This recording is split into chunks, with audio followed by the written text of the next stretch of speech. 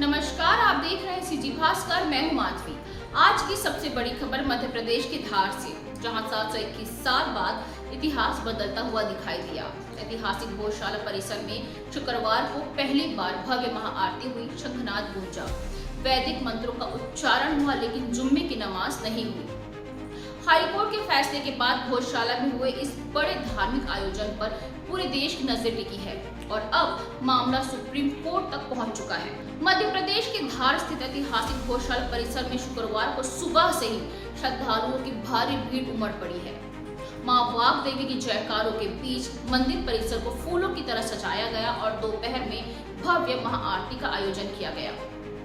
श्रद्धालुओं का दावा है कि करीब 721 साल बाद शुक्रवार के दिन गौशाला में इस तरह खुलकर पूजा अर्चना और आरती हुई है। दरअसल हाल ही में मध्य प्रदेश हाईकोर्ट ने गौशाला को मां वाग देवी का मंदिर मानते हुए शुक्रवार को नमाज की अनुमति वाले पुराने आदेश को निरस्त कर दिया था। इसी फैसले के बाद आज पहली बार जुम्मे की नमाज नहीं हुई। हाईकोर्ट के फैसले के बाद गौशाला परिसर में पूजा और धार्मिक अनुष्ठानों की नई व्यवस्था लागू की गई। सुबह से वैदिक मंत्रोच्चार, हवन और पूजा का कार्यक्रम चलता रहा। वहीं मुस्लिम पक्ष ने इस फैसले का विरोध करते हुए सुप्रीम कोर्ट को रुख किया है।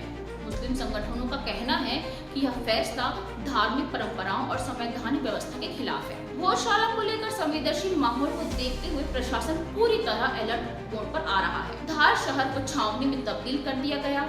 गौशाला परिसर और आसपास के इलाके में भारी पुलिस बल तैनात कर दिया गया है।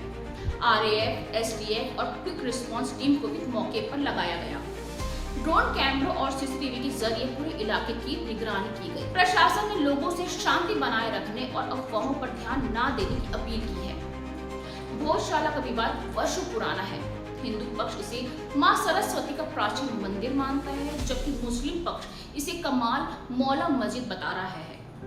अब इस पूरे मामले पर देश की निगाहें सुप्रीम कोर्ट पर टिकी है, जहां आने वाले दिनों में इस विवाद पर बड़ा फैसला सामने आ सकता है। फिलहाल गौशाला में पूजा जारी है और राजनीति से लेकर धार्मिक गलियारे तक इस मुद्दे पर चर्चा और तेज हो गई है। ऐसी खबरों के लिए आप बने रहिए सीजी भास्कर के साथ। मैं माधवी, धन्यवाद।